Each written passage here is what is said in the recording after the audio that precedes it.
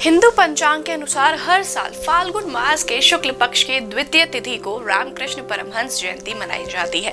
अंग्रेजी कैलेंडर के हिसाब से यह तिथि फरवरी या मार्च में आती है।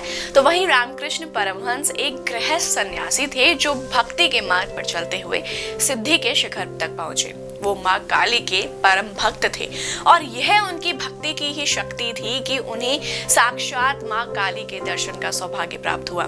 रामकृष्ण परमहंस अपने दौर के एक साधारण साक्षर थे।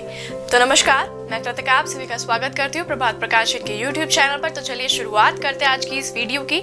उनकी खासियत यह थी कि उन्होंने पुस्तकीय ज्ञान की बजाय भक्ति पर ज्यादा जोर दिया और अपना पूरा जीवन माता की भक्ति और मानवता के लिए समर्पित कर दिया।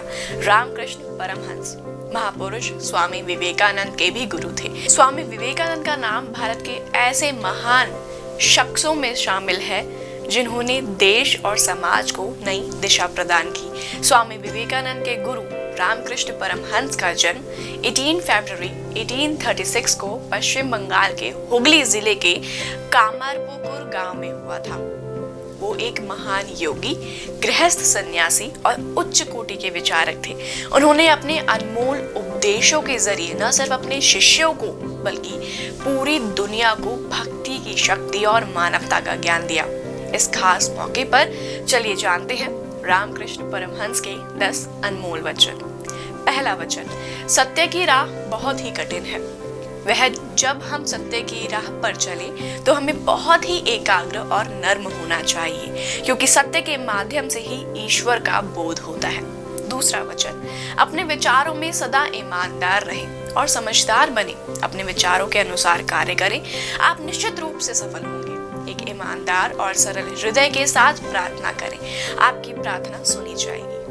तीसरा वचन, संसार का कोई भी इंसान अगर अपने जीवन में पूरी ईमानदारी से ईश्वर के प्रति समर्पित नहीं है तो उस इंसान को अपने जीवन में कोई भी उम्मीद नहीं रखनी चाहिए।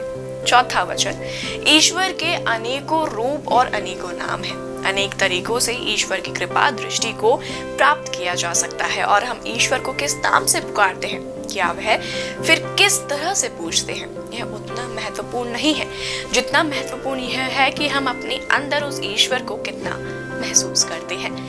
पांचवा वचन, यदि आप पागल ही बनना चाहते हैं तो सांस्कृतिक वस्तुओं के लिए मत बनो बल्कि भगवान के प्यार में पागल बनो। अगला वचन, सामान्य व्यक्ति धर्म के बारे में हजारों बुराइयां करता है लेकिन धर्म को प्राप्त करने का प्रयास बिल्कुल भी नहीं करता, जबकि धर्म का ज्ञान रखने वाला और धर्म के अनुसार आचरण करने वाला बुद्धिमान व्यक्ति कम ही बोलता है। अगला वचन, यदि हम ईश्वर की दी हुई शक्ति का उपयोग भलाई और अच्छे कर्मों के लिए नहीं कर सकते तो फिर हमें ईश्वर की कृपा पाने के लिए अपना जीवन समाज की भलाई में लगाना चाहिए। अगला वचन, भले ही दुनिया के सारे तीर्थ और धाम ही क्यों ना कर लें, हमें सुकून तब तक नहीं मिलेगा जब तक कि हम अपने मन के भीतर शांति न खोज लें। अगला वचन, भगवान को सभी पथों और माध्यमों के द्वारा महसूस किया जा सकता है। सभी धर्म सच्चे और सही हैं। महत्वपूर्ण बात यह है कि आप उस तक पहुंच पाते हैं या नहीं।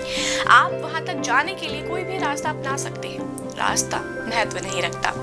अगला वचन, नाव को हमेशा जल में ही रहना चाहिए जबकि जल को कभी भी नाव में नहीं होना चाहिए। ठीक उसी प्रकार भक्ति करने वाले इस दुनिया में रहे लेकिन जो भक्ति करे उसके मन में सांसारिक मोह माया नहीं होनी चाहिए। रामकृष्ण परमहंस ने सभी धर्मों की एकता पर जोर दिया। उन्हें बचपन से ही विश्वास था कि ईश्वर के दर्शन हो सकते हैं, इसलिए उन्होंने ईश्वर की प्राप्ति के लिए कठोर साधना की और माँ काली की भक्ति में अपना जीवन बिताया।